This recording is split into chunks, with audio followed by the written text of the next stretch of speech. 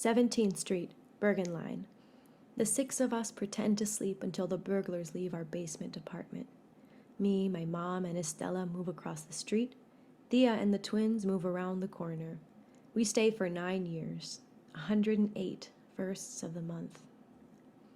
I am the last to go to school, and when the others are gone, I watch Cinderella on VHS while Thea drinks beer in her room. My sister and cousins slowly start speaking only English around each other, and when I start school, I do too. At school, I am bullied for removing the 4th stripe on my Skechers to look like I have Adidas. They call me the smelly girl. My friend Ellie comes over once and isn't allowed back. A mouse destroys the papier-mâché diorama I spent hours on. My sister sells chocolate for a JROTC fundraiser, but the mice eat most of them, so my mom has to buy the box. She cries. My mom does. And the last week of nearly every month, she cries then too. 39th and Kennedy. I transfer schools for the 4th time. This time, the kids think I'm badass because I live in the projects. They say I don't seem like I live in the projects. I don't know what it means to live in the projects, except that even more of my friends' parents won't let them come over, and my mom thinks the last week of the month will be easier because rent is cheaper. Instead, New Jersey lowers her housing allowance, and we're back where we started. She cries, and the last week of the month she cries too. The first week of high school, a tiny roach crawls across the wall from my desk to the front of the classroom. So tiny, nobody else sees it. I have a silent panic attack in my seat as Miss Valencia talks about Alexander the Great. The next year, 2 girls come over to finish a group project and a roach emerges in my room. They freeze. The next year, a big roach crawls across my history classroom. Why is it always history class? Diego announces that it came from my book bag, and when Mr. Santos asks if this is true, I shrug as casually as I can and say, I live in the projects. The first of the month we go to ShopRite and load up the cart. My mom keeps a running sum in her head every time we add something.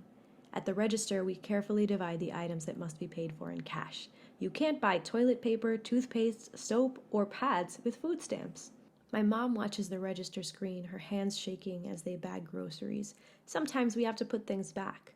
A gringa behind us scoffs impatiently as my mom decides whether me or my sister will get the cereal we picked out this month. When the refrigerator is full, my mom says, thank God, we are blessed. Gracias a Dios. The first week of the month, we have snacks, fruit, meat, and dessert. We treat ourselves to a family chicken deal at Pollo Supremo. We each get $1 to spend at Newport Mall.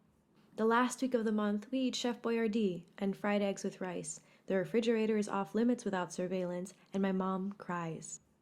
My sister works at McDonald's, then Burger King, then Olive Garden. Her managers send her home with food for me, and when I turn 16, I immediately find a restaurant to work at. 50% off shift meals and 10% off food anytime beats Vienna sausages steamed in a kitchen full of roaches. My mom stops making us dinner. I juggle 5 shifts a week with National Honor Society, friends, AP classes. I go to college. I cringe when my friends say they're poor because they spent all their allowance money. Tuition is $44,000 a year.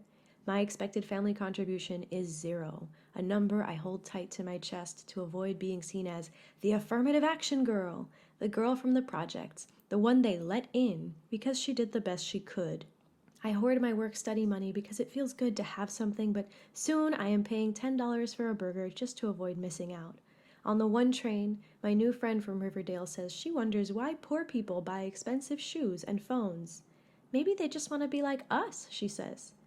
Us. I die a little inside. My mom asks for money for her insulin pump. Estela and Juan Miguel urge me to change my major to something real, like medicine, law, marketing. You have to take care of your mother, they say. Do you want to live in a tiny apartment full of roaches and mice that smells like piss? I don't know what my house smells like to other people. Is that why they don't come back? My mom's food stamps get cut down because I no longer live with her. She cries. I concentrate on doing something with all I've been given, but nothing feels like enough. And I hoard books and memories and art supplies, and I panic the last week of most months, and I never have enough to relax.